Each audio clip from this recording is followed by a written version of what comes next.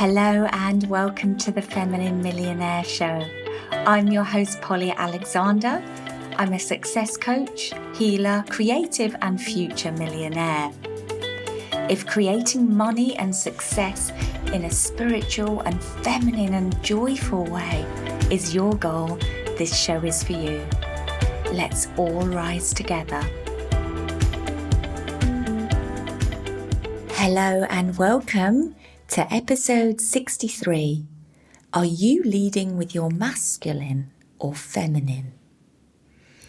So today's topic is particularly timely for me because I've just come out of the Thrive Beautifully Mastermind launch. So I just want to say a big welcome to those of you that have chosen to take this journey over the coming year. I am super excited to get started with you.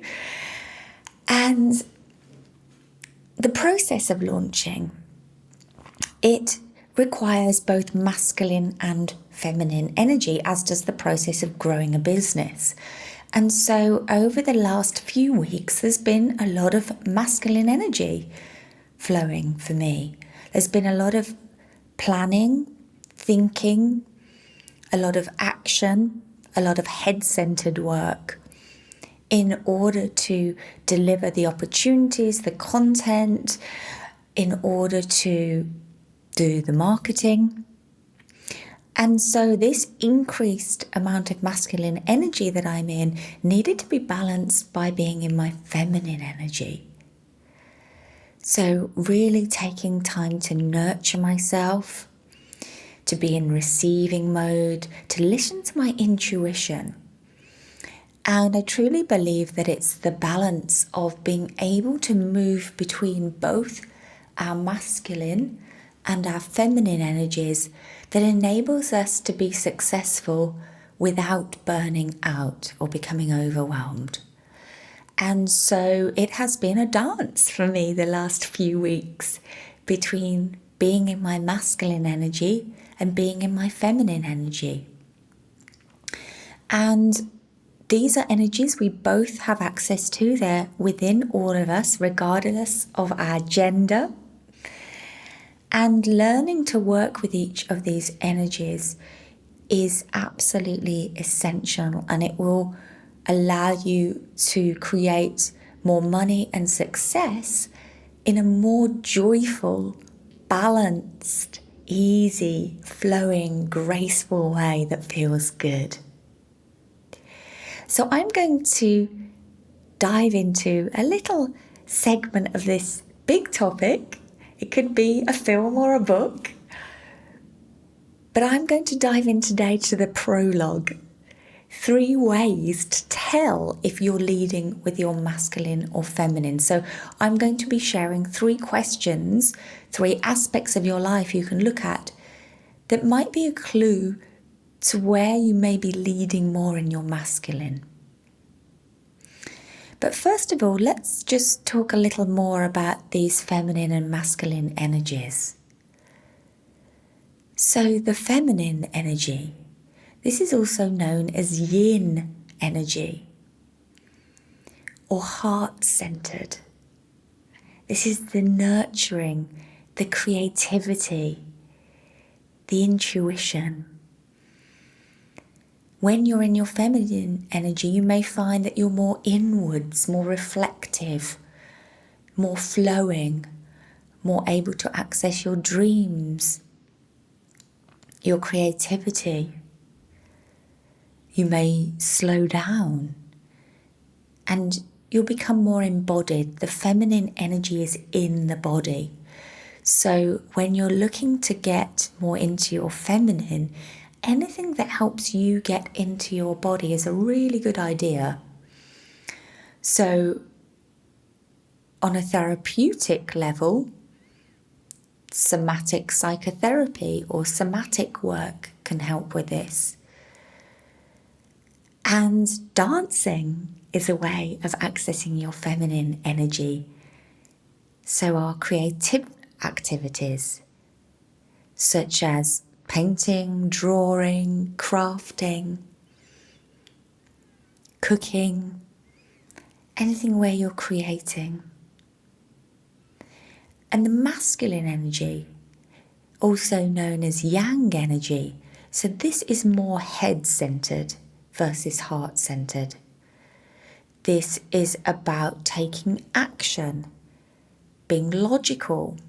The energy may be directed more outwards into the world. This is about focus and structure. And so when we are growing a business, we want to be able to be in our masculine energy so that we can create the structures of a business and we can move forwards. But we want to be able to be in our feminine so we can hear the voice of our intuition, so that we can connect with people, so that we can be in our hearts, so that we can come up with creative ideas and copy. So being able to move from one to another and have easy access to both energies is truly how I believe we become successful without burning out. So let's dive into 3 ways to tell if you are leading with your masculine or feminine. Number 1, planning your life. Do you schedule out all your time? Fill every hour in the day? Is all your time focused on being productive? Do you feel guilty when you don't achieve anything or as much as you hoped? This is very common with many women that have been in corporate careers, that have been fitting into masculine-led environments. Or maybe you had to be independent from a young age, and so you've become very self-reliant in your drive to be successful. Maybe you're ambitious and you're really good at taking action, and so by default you end up being in your masculine more. So the opposite would be the feminine energy, who's more concerned with how she's feeling, and she allows her desires and her feelings to lead her action. She understands the importance of downtime, of time just to be, and of working in rhythm with her natural cycles. So this could be your hormonal cycle, where you schedule tasks and activities according to which phase you're in of your hormonal cycle. Or if you're past having a hormonal cycle, it may be the moon cycle, and you schedule tasks according to the moon, or even according to your own energy levels, your own natural rhythm. So ask yourself, am I pushing myself too hard? Am I demanding performance rather than supporting performance? Am I sacrificing creative and nourishing self-care time for work, money, or success? Okay, number 2. Are you defining your success mainly by money and status? Now, this is really easy to do because this is what the whole of society tells us, teaches us, and programs us with. And this is the old way, the masculine way. It's extremely common to be in this way of thinking and believing if you're in corporate or you're coming out of corporate in a very masculine organisation. But it can also be very present if you're a go-getting successful entrepreneur and you've relied on operating in the masculine way to become very successful in your business. This is very, very common. I've been there, and a lot of my clients are in and transitioning out of this space, this way of operating.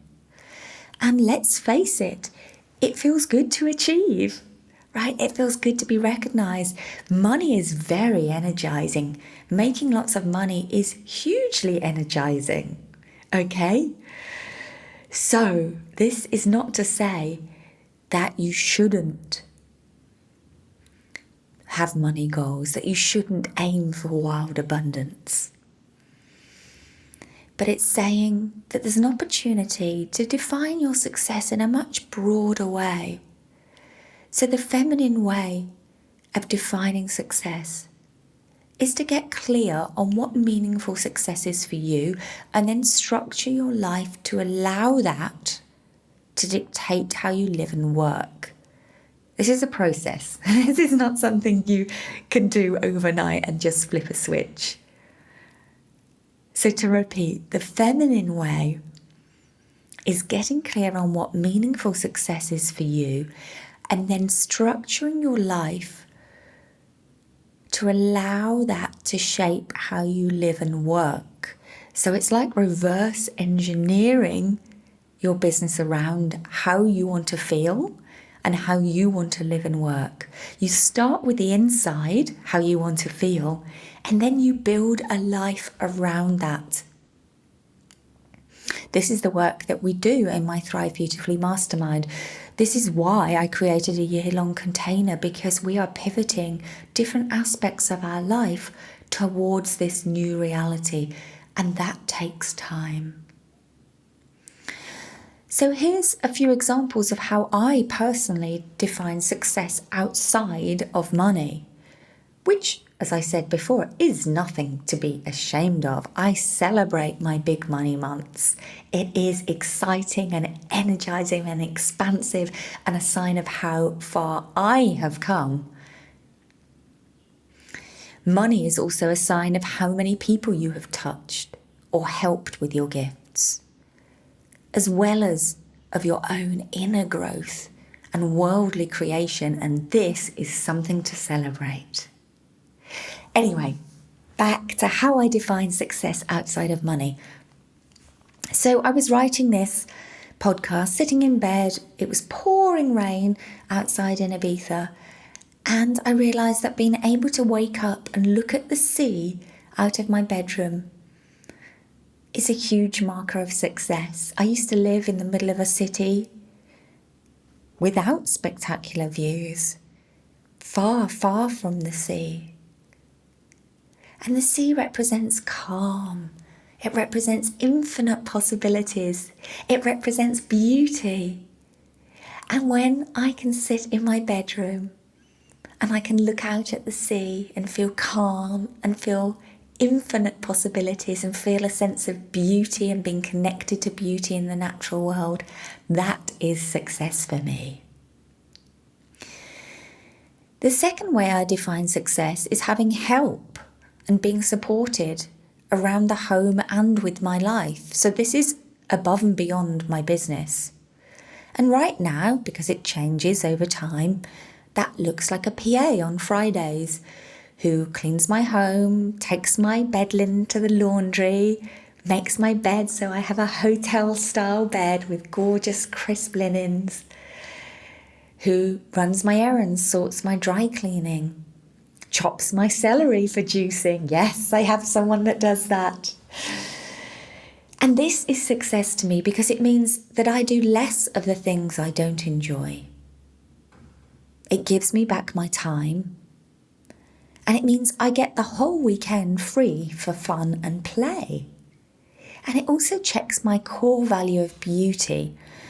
I spend a huge amount of time at home, as this is also my office and my workspace. And so it means I'm greatly impacted by my surroundings and the energy here. So again, this is an investment that is directly linked to my core values. And the third way I want to share with you how I define success outside of money is time freedom. The way that I've structured my business gives me an enormous amount of time freedom and the ability to do what I want when I want. Now, this is possible for you too, even if it seems like you can't see how it would be possible right now. I can promise you it absolutely is. So right now I am running my Thrive Beautifully Mastermind. So that is a couple of hours on Wednesday afternoons. And on Tuesdays, I do private client sessions. And those are my only fixed commitments at this particular time. The rest of my week, I'm free to structure as I choose. And personally, in this phase, I don't start work until 11 because that's my time for nurturing me and my feminine. I meditate, I exercise, I have brunch, I journal, I write. And I get to adapt to how I feel.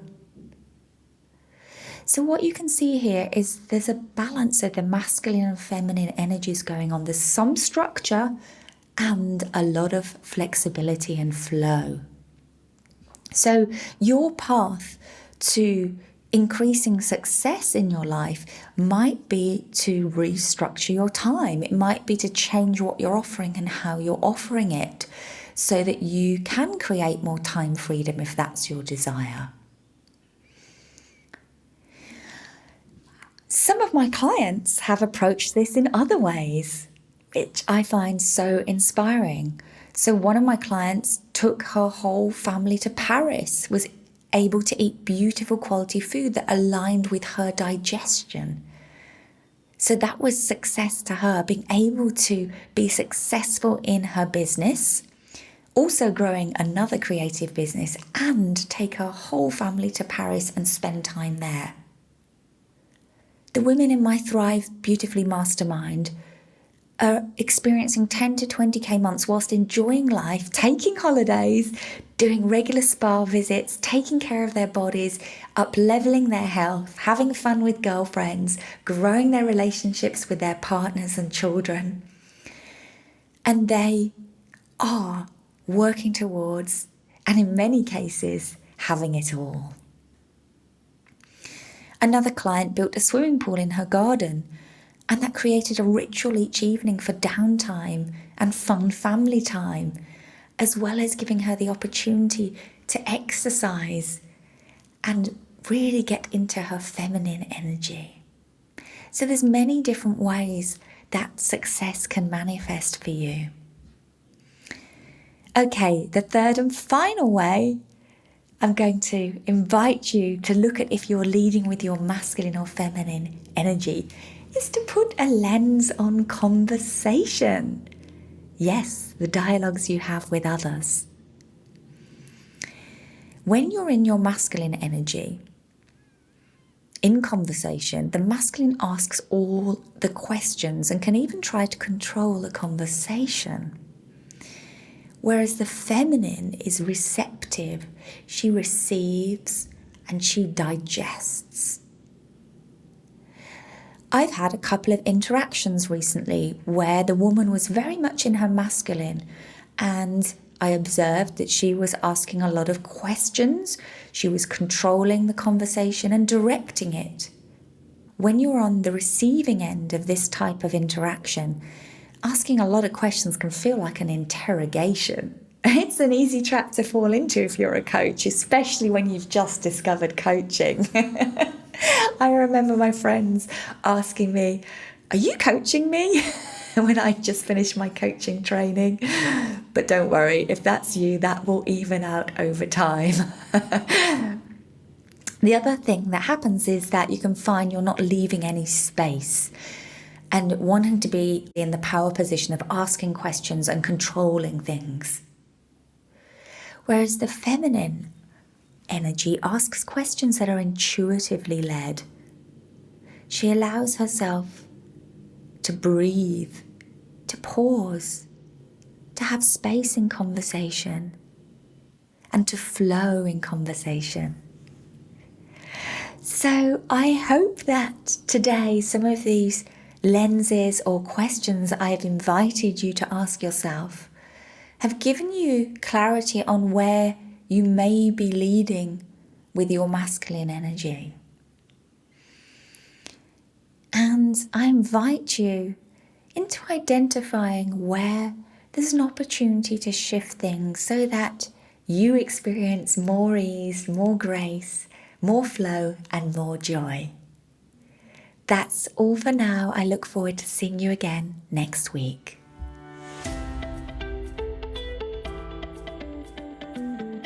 Thank you for listening to today's episode.